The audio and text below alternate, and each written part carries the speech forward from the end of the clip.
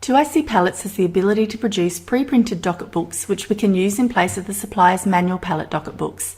This gives us the flexibility to provide our trading partners with a transfer docket even when we don't have physical access to a computer, and ensures docket number consistency is maintained. Note that the default docket format is double docket, one for the receiving TP and one for our dispatch location. When we select the equipment, we automatically specify the supplier. Note that separate docket books are needed for SHEP and Loscam equipment because the supplier must be specified. Separate books are also required for transfers and exchanges because the transaction type must also be specified. It cannot be manually filled in at the time of dispatch. Select the sending TP and the receiving TP. These can be left as unknown if applicable, but for the purpose of this video we'll print a docket book specifically for use at our Adelaide location.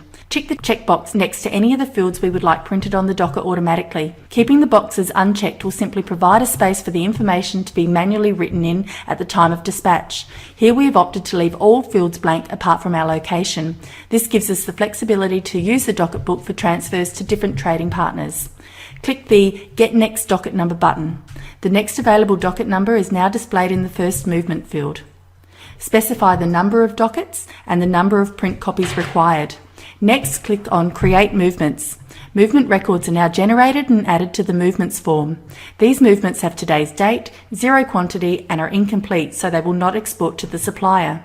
When we click on Open Reports, you can see that from here we can print or email the docket book.